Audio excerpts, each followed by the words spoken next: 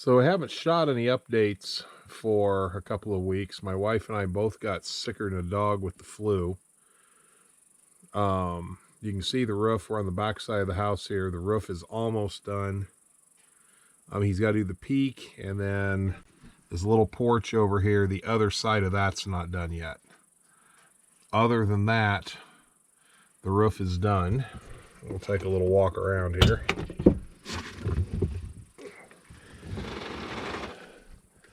Propane tank has been set because we have a propane powered generator. That's a 1,000-gallon tank. It's not hooked up, and that's deliberate because we have a little gas leak in here, and I'm waiting on some fittings so I can go in and find it.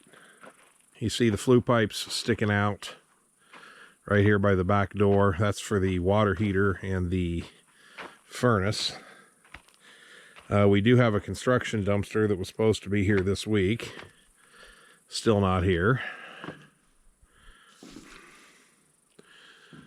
Walk in. Let's see. Try to remember what you haven't seen yet. Oh, all the plumbing vents are in. There's one right there. There's one over here for this bathroom. And then there's one in the back for the back two bathrooms. You can see, oh, there's a stack there for the laundry sink and the washing machine. And then I've been pulling electrical the last couple of days. That's what's working. I carry an electrician's license out of the state of Washington, and I got a friend that I used to wire houses with that's going to come in next week and pay me back for some favors. We'll do things. What I'm showing you is just our kind of unique tricks. It's not required by National Electrical Code, but like you see an F there. That means feeder. That's where the breaker box will feed this outlet circuit. And we come around, these two outlets come up. I went ahead and grabbed this outlet right off the bedroom because it was easy. We'll come over there to this outlet, and we grab this, my wife's office, and the rest of the family room here. We've wired the dining room, finished the master bedroom today. My buddy's bringing in some electrical boxes for these shear walls. So you'll see some boxes aren't mounted and some wires are hanging. Those are going to be switched outlets for my wife and I's bed. Those will run off the lighting circuit. That's why there's no wires yet. I'm going to start wiring lighting tomorrow. There's these outlets here will be in my wife's office, but I grabbed them off the bedroom. It was just easier.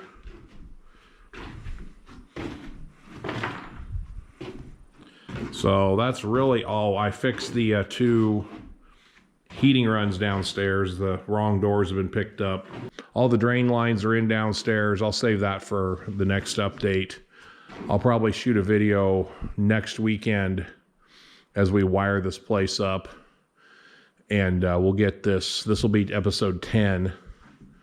And we'll get this up for you. But the episode 11 then will probably be significantly delayed, waiting on the doors and windows. So with that, that's it for tonight. Just a little update on the wiring.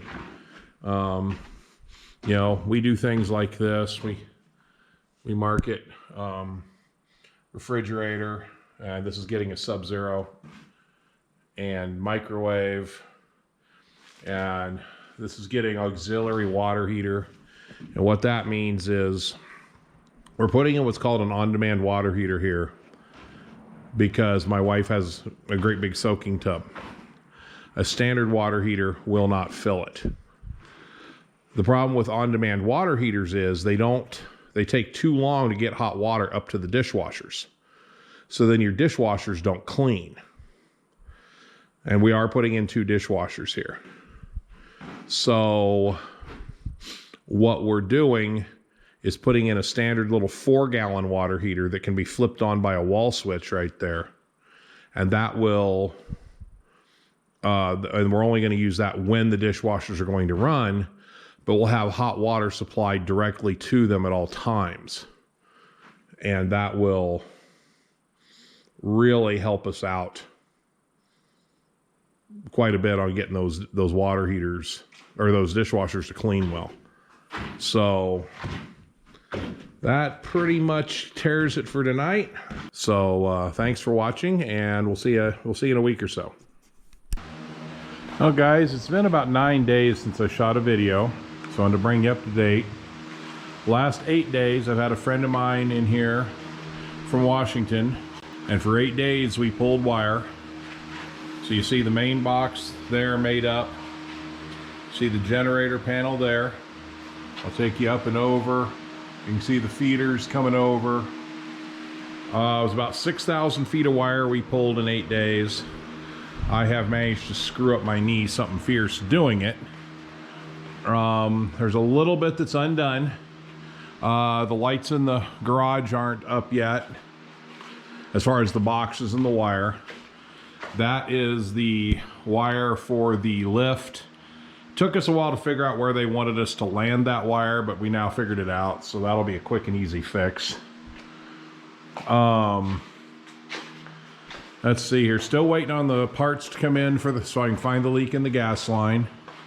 See all those blue boxes up there? Those are the basement lights.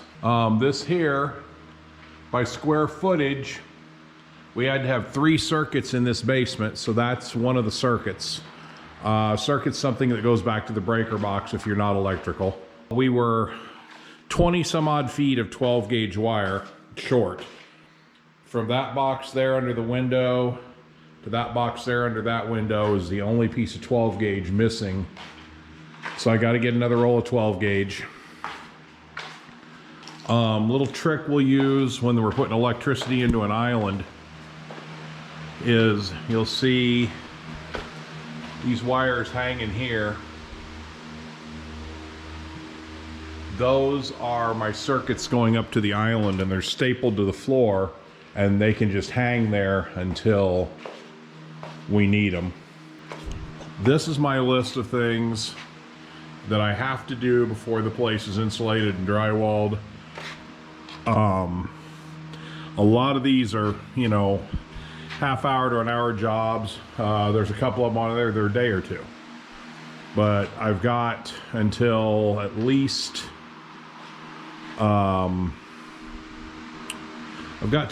mid-September. It's August, what is today? August 14th today. We've disconnected the temporary power outside. We have, each one of those is a freezer circuit. And that is our basement outlet circuit. That green cord's plugged into over there. So there's 3 live circuits here. So we've made up almost all the boxes. There's a few to do. When I say make up a box, like these here, for instance, are 3-ways. And my buddy's way of doing things is this is your ground to your switch. These are what are called your travelers, and this is your hot lead. That's your switched lead. You know, every electrician probably has their own trick for making up what's called a rough-in. You know, it's not something that is set forth in code. You know, everybody has their own tricks. You see these boxes here on the stairs I'm going up, those are going to be for side lights to light the stairs. And we'll come up here to the latest thing to go wrong. I was making up outlets yesterday. In fact, I was making up this outlet here, and I happened to look to the right. And you can see, I'm trying to get it so it shows up, how the window cracked.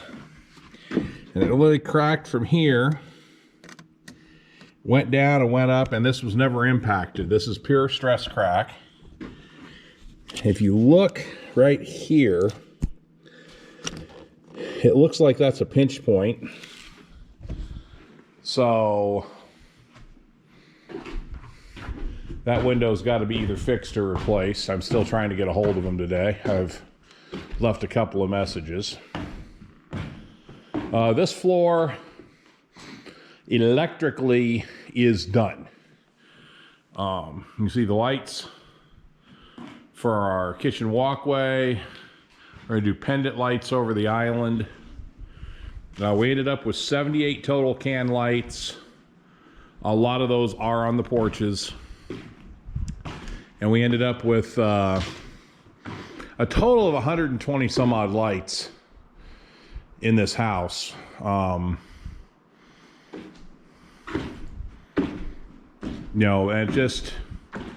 it's easier to put them in now and put in dimmer switches than to not have anything.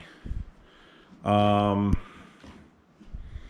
trying to think if there's anything else. Oh, we did put in Christmas light circuits that can be controlled by timers here from the boxes. Let's see, that's going to be the Christmas light circuit right there. We put in something that I'd never used before, and he just started using them.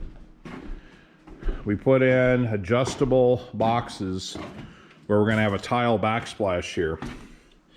So when the tile is set, you can turn that screw in or out, and you can set the box depth so it matches your tile. We'd never used those when I worked with him, which admittedly it's been a little over a year since I did a job with him. Something he started using in the last house or two, he said. And so that'll help us set our tile depth. Let's see, what else? Oh, we, on our vent fans, something we always did and still do is we use fan timers. We use these whisper quiet, no heat vent fans, and we set them up with a neutral, and those can be put on automatic timers. The vent, I've mentioned in some of the earlier videos, my wife and I had a house fire in March of 2019, and it was caused by an old vent fan. And while I'm mentioning that, if you have a Brown fan only, I believe the years are 1990 to 1996 manufacture. Not only did I lose a house, but my UPS driver back there lost a house to the same fan motor. So if you have those, get them out. They were recalled, but a lot of people don't know that, including we didn't know it. Nothing else too earth-shattering other than that broken window. And since that's already installed, I'm just going to try to get them to fix the window.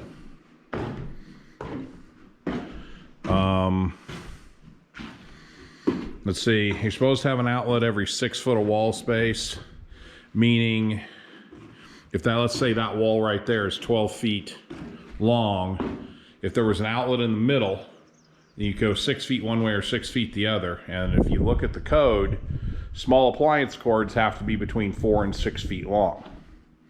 So the code makes sense. Again, most of you who are building your own home probably are not electrically minded. If you are, that's great. You already know a lot of what I'm telling you. For those of you that are going to be your own contractor but don't, like I said, remember, if you put them in now, it's easy. The walls are open. Like I said, we wired 6,000 feet of wire and basically 100 lights and 100 outlets and all the switches in 8 days. Two of us who are closer to 60 than we all ever will be 50 again. But if you want to put it in later, then it becomes almost impossible. And I'm going to give you an example. Here, you notice a trick we'll use is we'll write on the stud beside a box what we're going to do. My wife calls this area her little coffee bar. So it's coffee. We're going to light the island. We're going to light the dining room. Now jump Jump is a term we use. Again, some other electricians may use different terms. Jump is when we're bringing power from box to box to carry your power through to your lights. And then great room, which is this vaulted great room. So we had intended to turn this great room on from here and over there by the door. My buddy, because he believes in it being easier now than later, we put in that light for when we come out of the bedroom, if we want to turn it on. And this is my wife's sitting room, office. And this is the light for her sitting room. And this is the light for the great room. Sorry, I got to bring the camera down there so you can see it. Her sitting room and the great room. And some of you may not be familiar with these. These are a ground wire nut. You twist your grounds together. You stick one through, cut the rest off, wire nut them together, you have your ground. Again, a lot of you, if you're an electrician, you know everything I'm saying. You might have different rules where you are about what can go where and how to do things. For instance, when I was wiring in Montgomery County, Ohio, and this is going back almost 40 years, actually it is 40 years ago now, okay? These loops up here go into this can light. My buddy has had issues over the years with wires being stretched too tight, and the house moves over time, settles, whatever, and the wires break. So then you got to get up there, and this will be blown full of like 40 inches of insulation. And you got to get up there and find the break in the wire. If you'd have put that loop in Montgomery County, Ohio 40 years ago, you would have been failed, because they believed everything had to be on a 90-degree turn. For instance, they'd let you do this on your switches where you bent down into the box. But if you came out of the top of the wall like that up there, there were inspectors who would fail you because you had curves in the wire. And the code, the line they used in the code book was neat and workmanlike manner. We did, let's see, I told you we stapled the wires right here. Are the 2 dishwashers and the outlet circuit for the island. Those will be put in place when the island's set. And the one thing we did, because this is a gas range that only pulls an amp, and that's with the light bulb on, we went ahead and put the vent fan on with it so it would be on the generator. Try to save generator circuits. This is an all gas range going in here.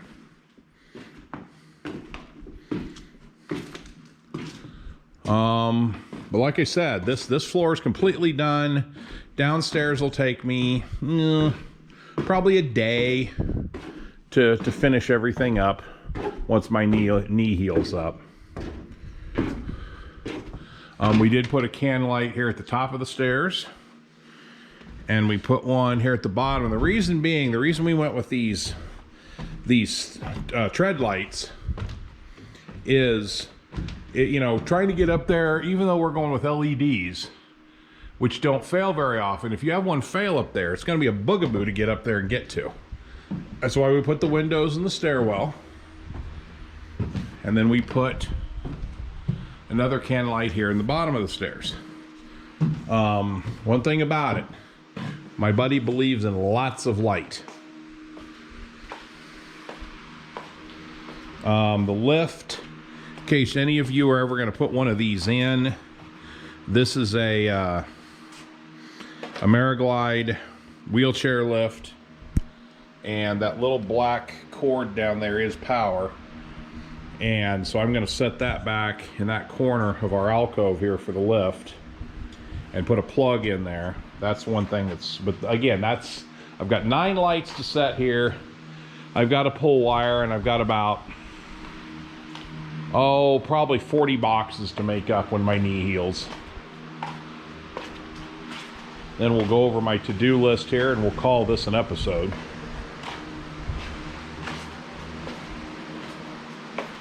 I still have to pull thermostat wire for the air conditioner and furnace, run the refrigerant lines, run my doorbell wire.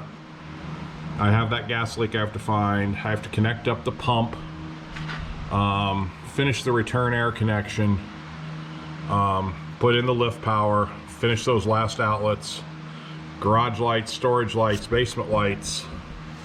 I've got to get wiring to my vault. I haven't run any, very few pressure water lines yet. The tub drains, the shower drains aren't done. I haven't converted the furnace or the water heater to propane, although technically that doesn't have to be done before drywall. You've got your vent for your range, your wood stove vent, your vent fan ducts, pressure tank, soffit. There's a soffit behind me that's going to cover part of the duct work, and my grandson drew some rather inappropriate artwork on it that I'm going to leave. I'm not going to show that on video. He got docked an hour of pay for doing it. And other than that, that's pretty much it. So I think this is the end of episode 10. There's going to be probably a delay of up to 3-4 weeks now. I might bring you back once or twice as I get these things done. I might video a couple of them if I think they're interesting. But other than that, we're kind of in a holding pattern until we can do insulation. We can do septic now. There's going to be some concrete put here. And so with that, I think I'm going to say goodbye for episode 10. And we'll bring you back. We'll bring you back when there's some more interesting stuff to film. I do have a. My buddy brought my last tractor over from Washington, and that's been featured in a video before. And I might run down there and show everybody what's going on with that, but that'll be a different video. With that, have a good day, and I'll see you next time.